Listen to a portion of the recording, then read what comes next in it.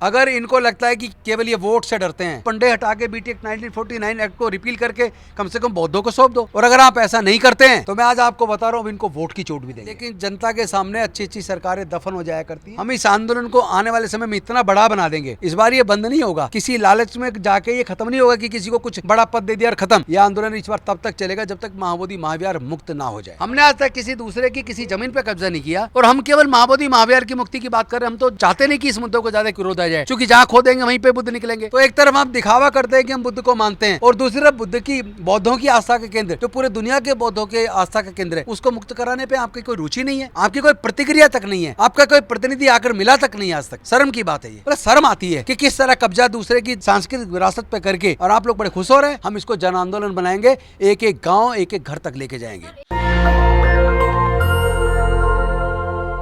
नमस्कार, आप देख रहे हैं नेशनल दस्तक और मैं हूं रंजय कुमार। देश में जो लगातार माहौल है वक्फ से लेके महाबोधि आंदोलन, सब पे जो है आंदोलन चल रहा है। महाबोधि मंदिर में इस बात को लेके आंदोलन चल रहा है कि पिछले 130 सालों से लगातार बीटी एक्ट वहाँ पे है, 1949 का जो एक्ट है वो 1949 से, और उसमें से अब कहा यह जा रहा है कि हिंदुओं को और ब्राह्मणों को उसमें से हटाया जाए। इस बात को लेकर पिछले कई महीनों से आंदोलन चल रहा है। प्रधानमंत्री मोदी बाहर जाते हैं तो ये कहते हैं कि मैं बुद्ध की धरती से आया हूँ, लेकिन इस आंदोलन पर बिल्कुल चुप है। हमारे साथ हैं राजेंद्र पाल गौतम जी। सर, पहले आपका स्वागत है नेशनल दस्तक। शुक्रिया। सर, क्या कहना चाहेंगे जिस प्रकार से प्रधानमंत्री मोदी तो बाहर जाकर कहते हैं कि बुद्ध की धरती से आए हूं, लेकिन बुद्ध की धरती पे लगातार 2 महीने से आंदोलन हो रहा है और मोदी जी चुप्पी साधे हुए हैं। देखिए, आपने देखा होगा परसों मोदी जी आरएसएस मुख्यालय गए नागपुर, और वहीं पे वो दीक्षा भूमि भी गए और तथागत बुद्ध को नमन किया।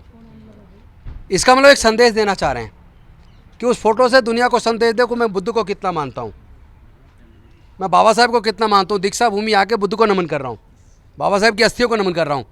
लेकिन सच्चाई ये है कि उनके मन में वो श्रद्धा नहीं है, क्योंकि अगर उनके मन में श्रद्धा होती, पूरे देश के अंदर महाबोधि महाविहार जहाँ तथागत बुद्ध को ज्ञान की प्राप्ति हुई थी, उस बौद्ध गया के उस महाबोधि महाविहार की मुक्ति का आंदोलन पूरे देश में चल रहा है। लाखों करोड़ों लोग धरने प्रदर्शन कर रहे हैं। अमेरिका के अंदर प्रदर्शन हो रहे हैं, इंग्लैंड के अंदर प्रदर्शन हो रहे हैं, ऑस्ट्रेलिया के अंदर प्रदर्शन हो रहे हैं, अनेकों देशों में महाबोधि महाविहार के मुक्ति का आंदोलन चल रहा है। बीटी एक्ट 1949 एक्ट को रिपील किया जाए, लेकिन उस पूरे आंदोलन से आंख मीच लेना और उसके जवाब में दुनिया को ये दिखाना, जाकर दीक्षा भूमि में बुद्ध को नमन करके, बाबा साहब की अस्थियों को नमन करके, ये मुझे बहुत शर्मनाक लग रहा है। अरे, सब धर्मों की आस्था की इज्जत होनी चाहिए। हमने आज तक किसी दूसरे की किसी ज़मीन पर कब्जा नहीं किया। सारे पुराने मंदिर, अगर 500 साल से पहले के जितने मंदिर है देश में, अगर उनको आप जांच करेंगे, आर्कियोलॉजिकल सर्वे ऑफ इंडिया जांच करेगा तो पाएगा सब बुद्ध के अवशेष मिलेंगे, बुद्ध का मंदिर मिलेंगे। खुद आपने देखा होगा कि विवेकानंद जी ने अपने राइटिंग्स में वॉल्यूम 7 के अंदर कहा है कि पुराने बहुत सारे बौद्ध मंदिरों पर ही बाद में हिंदू मंदिर बनाए गए। उन्होंने तो जगन्नाथपुरी के मंदिर के बारे में भी बोला कि वो बुद्ध का मंदिर है। और हम केवल महाबोधि महाविहार की मुक्ति की बात कर रहे हैं। हम तो चाहते नहीं कि इस मुद्दे को ज़्यादा विरोध आ जाए, क्योंकि जहाँ खो देंगे वहीं पे बुद्ध निकलेंगे। आपको सबको पता होगा, अयोध्या के अंदर जब खुदाई हुई थी, खुदाई में बुद्ध के अवशेष निकले। वहाँ साकेत नगरी थी, मथुरा के अंदर जो खुदाई हुई, सारे अवशेष वहाँ के संग्रहालय में रखे हुए सारे बुद्ध के अवशेष हैं। जितनी गुफाएँ हैं भारत के अंदर, सब में बुद्ध के अवशेष हैं। हम नहीं चाहते इसको ज़्यादा बढ़ावा देना, इस लड़ाई को बढ़ाना। हम एक निवेदन करना चाहते हैं, महाबोधि महाविहार जो बोध गया में है, जहाँ तथागत बुद्ध को बोधि प्राप्त हुई थी, ज्ञान प्राप्त हुआ था, जहाँ से पूरी दुनिया को उन्होंने शांति मानवता का संदेश, दुनिया में से लोगों को दुख से कैसे मुक्ति मिले, उसका मार्ग प्रशस्त किया था। कम से कम उसको तो मुक्त कर दो। उसको तो कम से कम आप पंडे हटा के बीटी एक्ट 1949 एक्ट को रिपील करके कम से कम बौद्धों को सौंप दो। और अगर आप ऐसा नहीं करते हैं तो ये लड़ाई बहुत बड़ी होने वाली है। पूरे देश से लोग जुड़ते जा रहे हैं, और फिर ये जो आप जगह जगह जो बात करते हैं, इससे पता लगे कि आप नकली बात करते हैं। आप बुद्ध को नहीं मानते। आप कह रहे दुनिया में जाते थे, कहते मैं बुद्ध के देश से आया हूँ, हमने दुनिया को युद्ध नहीं बुद्ध दिया। तो एक तरफ आप दिखावा करते हैं कि हम बुद्ध को मानते हैं, और दूसरी तरफ बुद्ध की बौद्धों की आस्था के केंद्र, जो पूरे दुनिया के बौद्धों के आस्था का केंद्र है, उसको मुक्त कराने पर आपकी कोई रुचि नहीं है, आपकी कोई प्रतिक्रिया तक नहीं है, आपका कोई प्रतिनिधि आकर मिला तक नहीं आज तक। शर्म की बात है ये।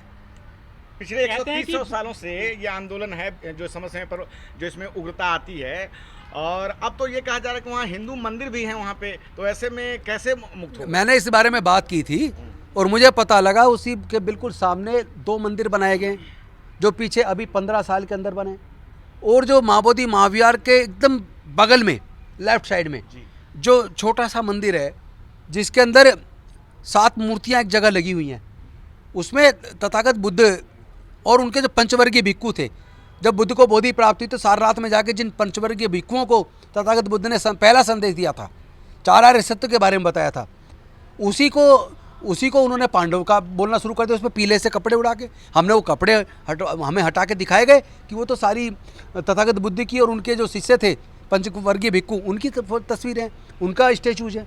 पर शर्म आती है कि किस तरह कब्जा दूसरे की सांस्कृतिक विरासत पे करके, और आप लोग बड़े खुश हो रहे हैं, ये चलने वाला नहीं है। कह रहे हैं कि बुद्ध 9वें अवतार हैं विष्णु के। ऐसा कहीं नहीं लिखा। अगर ऐसा लिखा होता तो जो वाल्मीकि जी की जो रामायण लिखी हुई उस जो गीता प्रेस से छपी है उसमें 34 सर्ग के अंदर उसके अंदर कहा गया है कि बुद्ध और चारवाक रूपी चोर का अनुसरण नहीं करना चाहिए और उनको ऐसी सजा देनी चाहिए जैसे चोर को दी जाती है। तो अगर वो 10वें अवतार है तो फिर उनके लिए ऐसी बात क्यों लिखी है, रामायण में क्यों लिखी है ऐसी बात? यदि हिंदू इसका जवाब कौन देगा? यदि हिंदू भी पूज रहे हैं, ब्राह्मण पूज रहे हैं बुद्ध को, तो दिक्कत क्या हो गई आपको? हम कब कह रहे हैं उसे मत पूछो। हम ये कह रहे हैं कि जिस विचारधारा को बुद्धिज्म में कोई स्थान नहीं है अंधविश्वास पाखंडवाद के लिए, वो वहाँ नहीं होना चाहिए। नंबर 2, उसका मैनेजमेंट टोटल बौद्ध लोगों के हाथ में होना चाहिए, क्योंकि अगर किसी चर्च का संचालन केवल क्रिश्चियन करते, कोई दूसरे धर्म का आदमी नहीं हो सकता। किसी मस्जिद का संचालन मैनेजमेंट कमेटी केवल मुस्लिम लोग करते, कोई दूसरा नहीं हो सकता। किसी गुरुद्वारे का संचालन में मैनेजमेंट कमेटी में सिख से कोई और नहीं हो सकता। उसी तरह किसी मंदिर के मैनेजमेंट कमेटी में संचालन में कोई नॉन हिंदू नहीं हो सकता। तो फिर बौद्धों के महाबोधि महाविहार के मैनेजमेंट कमेटी में उसमें 4 पंडे क्यों हैं? ये हमारा सवाल है। 1949 जो एक्ट है, जब वो एक्ट बना उस वक्त बौद्धों का रिप्रेजेंटेशन था ही नहीं उसमें। अब जिन ब्राह्मणों का रिप्रेजेंटेशन था अपनी मर्जी से अपने फायदे के लिए उसको बना दिया। जैसे बौद्ध लोगों को जागरूकता आई, लोगों ने अपनी सांस्कृतिक विरासत को पहचाना और जिनको समझ आया कि हमारे तो पूर्वज बौद्ध थे, उन्होंने घर वापसी की। डॉक्टर बाबा साहेब अम्बेडकर जी के नेतृत्व में घर वापसी हुई। उसके बाद लगातार घर वापसी हो रही है। 5 अक्टूबर 2022 को मिशन जय भीम के बैनर तले दिल्ली के अंदर लगभग 12,000 लोगों ने बौद्ध धर्म की दीक्षा ली, 22 प्रतिज्ञाएं दोहराई। उसके बाद से कम अब तक 30 लाख लोग बौद्ध धर्म की दीक्षा ले चुके, और अनऑफिशियली तो कम से कम 15 से 20 करोड़ लोग बुद्ध में आस्था रखते हैं भारत में। 1949 जो बीटी एक्ट है, ये केंद्र सरकार हटाएगी, स्टेट सरकार हटाएगी, या फिर आपको कोर्ट जाना पड़ेगा? देखिए, इसको स्टेट गवर्नमेंट का मसला है, लेकिन केंद्र चाहे केंद्र कर सकती है, क्योंकि ये भारत के संविधान को लागू होने से पहले बना है। 75 साल से आप जब जो चुनाव आते हैं तब जो है इसको लेकर आ जाते हैं फील्ड में। ये इसमें सफलता 92 में कौन सा चुनाव था? जब 92 में हमने 7 महीने तक धरना प्रदर्शन किया था, तब कौन सा चुनाव था? तब तो कोई चुनाव नहीं था। दूसरी बात, ये तो हम पिछले 6 महीने से कर रहे हैं। अब से करीब 6 महीने पहले हम अल्पसंख्यक आयोग में जाके बौद्धों के प्रतिनिधि, जिसमें ऑल इंडिया बुद्धिस्ट फोरम भी, बुद्धिस्ट सोसाइटी ऑफ इंडिया भी और मिशन जय भीम के प्रतिनिधि गए थे, उनसे मिले थे, उनसे रिक्वेस्ट किया था इसका समाधान करवाइए। उसके बाद उन्होंने मीटिंग रखी पटना के अंदर, वहाँ पे भी जाके मिले, सरकार के प्रतिनिधियों से मिले, कोई समाधान नहीं हुआ। अब से करीब 4 महीने पहले पटना के अंदर प्रदर्शन हुआ, बड़ी सभा हुई, वहाँ सरकार के प्रतिनिधि को ज्ञापन सौंपा, लेकिन कोई रिजल्ट नहीं आया। तो आप ये कैसे कर सकते हैं चुनाव के टाइम पे कर रहे हैं? ये तो पहले से ये तो लड़ाई पहले से चल रही है, अधिकार की मांग पहले से चल रही है। चुनावी स्ट्रीम मीडिया जो है इसे दूरी बना के रखा है, वक्फ बोर्ड पे तो लगातार देखिए, मेन स्ट्रीम मीडिया इसलिए बना के रखे, मेन स्ट्रीम मीडिया में सारे मनुवादी लोग हैं, सारे ब्राह्मणवादी लोग हैं, और वो लोग हैं जो बुद्ध के धम्म से नफरत करते हैं, जो डॉक्टर बाबा साहेब अम्बेडकर से नफरत करते हैं, जो बहुजन समाज के लोगों से नफरत करते हैं। वो छोटे छोटे बात पे तो डिबेट कराते हैं। अब वक्त पे डिबेट होगी, आज ही रात को देख लेना। लेकिन महाबोधि महाविहार का मुक्ति का आंदोलन इतने लंबे समय से पूरी दुनिया में चल रहा है, उस पर आज तक कोई डिबेट नहीं है। तो क्या चुनावी एजेंडे में शामिल होगा ये मुद्दा, बीटी 1940 एक्ट? अगर इनको लगता है कि केवल ये वोट से डरते हैं, तो मैं आज आपको बता रहा हूँ, इनको वोट की चोट भी देंगे। पर सर, तेजस्वी यादव का कोई इस पर ज़्यादा रुख नज़र नहीं आ रहा क्या? देखिए, कोई भी हो जो हमारी जायज़ मांग के साथ नहीं है, उसको जवाब दिया जाएगा। क्या लगता है इस बार आंदोलन फलीभूत हो पाएगा? क्योंकि पिछले 130 साल हम भी जानते हैं ये लंबा चलने वाला आंदोलन है, लेकिन जनता के सामने अच्छी अच्छी सरकारें दफन हो जाया करती हैं। हम इस आंदोलन को आने वाले समय में इतना बड़ा बना देंगे, इस बार ये बंद नहीं होगा। किसी लालच में जाके ये ख़त्म नहीं होगा कि किसी को कुछ बड़ा पद दे दिया और ख़त्म। यह आंदोलन इस बार तब तक चलेगा जब तक महाबोधि महाविहार मुक्त ना हो जाए, पर सवाल ये जब तक बीटी एक्ट रिपील ना हो जाए, जब तक महाबोधि महाविहार का पूर्ण संचालन बौद्धों के हाथ में ना आ जाए, हम इसको जन आंदोलन बनाएंगे, एक एक गांव एक एक घर तक लेके जाएंगे। सर, एक तरफ आप लोग महाबोधि टेम्पल का मुद्दा उठा रहे हैं, लेकिन दूसरी तरफ बीजेपी जो है वो बिल ले आ रही है वक्फ बोर्ड का। देखिए बीजेपी अब से पहले भी केंद्र में सत्ता में तकरीबन 7 साल रही, एक बार 5 साल, एक बार 13 महीने, एक बार 13 दिन, लेकिन उस वक्त नहीं लेके आई। आज ही क्यों? क्योंकि जब ये 240 पे सिमट गए तो इन्हें लगा कि हमारी जीत का तो एक ही फार्मूला, हिंदू मुसलमान नफरत, तो वो ये बिल ले आए।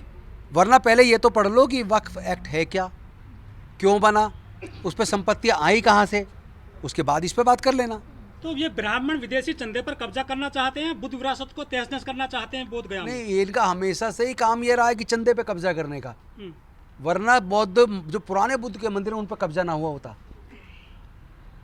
उन पर कब्जा ना हुआ होता। बुद्धिस्ट सोसाइटी ऑफ इंडिया है, बहुत सारे संगठन है बुद्धिस्ट के नाम पर, क्या वो आपके साथ में आ रहे हैं देश विदेश के? अब पूरे देश और दुनिया के लोग जुड़ रहे हैं, सारे संगठन सारे धीरे धीरे एकजुट हो गए। बीजेपी का भी एक संगठन है भारतीय बौद्ध महासंघ, वो आपके साथ है क्या? नहीं, वो तो बनाया इसलिए है ताकि बुद्ध के नाम पर नकली लोगों को चीवर पहना के सामने करके वो कह सके कि नहीं, बौद्ध लोग नहीं चाहते ऐसा। वो वीडियो चलाएंगे वो, औरंगजेब की कबर, लेकिन ये फर्जी चलने नहीं देंगे हम। औरंगजेब की कबर खोद रहे हैं, लेकिन बौद्ध विरासत को क्यों लेकर के आगे नहीं आ रहे हैं वो लोग? ये मूर्ख लोग हैं, ये मरे हुए मुर्दे उखाड़ने की इनकी आदत है। इन्हें सिर्फ ये चाहिए कि इनकी राजनीति कैसे चले, और इनका सब कुछ उसी राजनीति के इर्द गिर्द रहता है। Thank you very much. National Dastak की आपसे गुजारिश है कि अगर इसको बचाना चाहते हैं तो नेशनल दस्तक को सब्सक्राइब करने के लिए रेड कलर के सब्सक्राइब बटन को दबाएं, फिर बेल आइकन की घंटी दबाएं। नेशनल दस्तक को बचाने के लिए बहुत जरूरी है कि हर खबर को शेयर करें, लाइक करें, कमेंट जरूर करें।